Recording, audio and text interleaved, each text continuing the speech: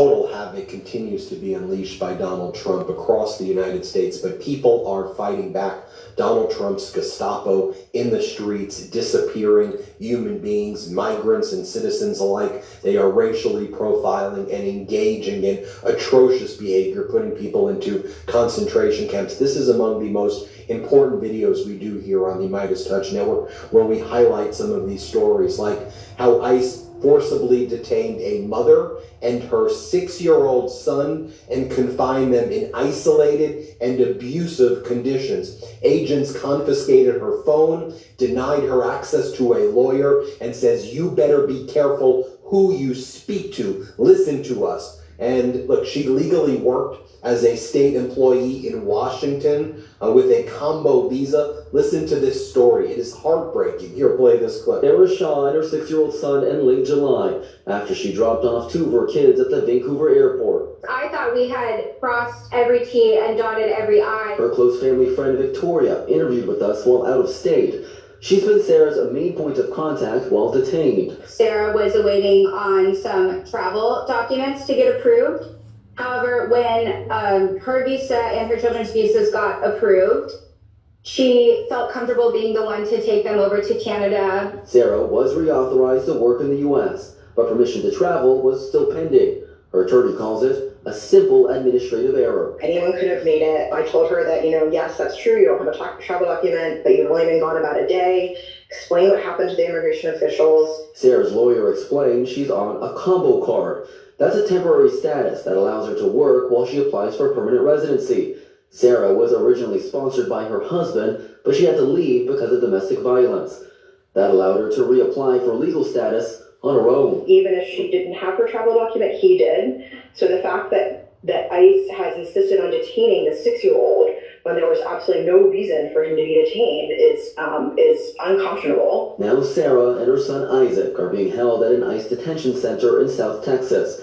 It's one of 2 ICE facilities in the U.S. that can hold families. Her friend says Isaac, who has sensory issues, is struggling to adapt. You never think it's going to happen to you. I think the main thing she has expressed this whole time is just absolute shock and just devastation, because she really did feel like she had done everything that was required of her. As for Sarah Shaw's 2 other kids, they were flying to New Zealand to visit their grandparents. The plan for them is to return next month and be in the care of their family friend Victoria. In the newsroom, I'm Christian Malderas, King 5 News. Next, I want to share this with you, how ICE arrested a high school student at drop-off for orientations with guns drawn and live ammunition.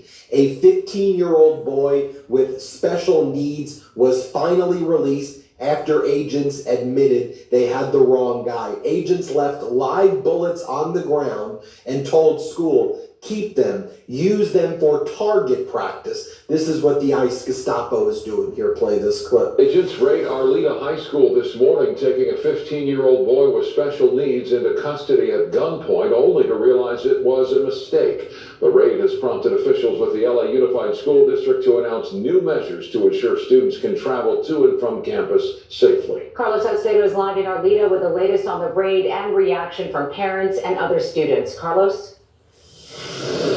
Michael Sherry, good evening. This immigration enforcement operation happened on the sidewalk right outside the high school. Students were here for orientation when they see a handful of Border Patrol agents. The armed agents even dropped bullets here on the ground. And tonight, as you can imagine, parents and school district officials are calling the actions unacceptable and careless.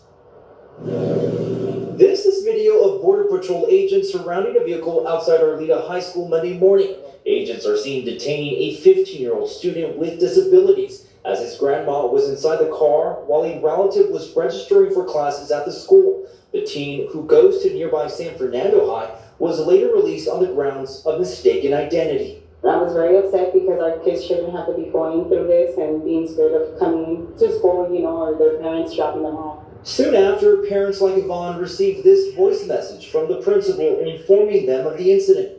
We are aware of reports of immigration enforcement activity in the area. Many parents we spoke with call the presence of federal agents near public school campuses shameful. The government, our administration had stated that they were going to go after criminals. At a school, what criminals are you going to find? Kids trying to enroll. That is disturbing, it is heartbreaking, it is reprehensible. LAUSD Superintendent Alberto Carvalho addressed the matter during a back-to-school press conference with. You see how the Nazis just snatch you up? You could be an American citizen or not. Next thing you know, you can wake up in another country with no way to get your freedom.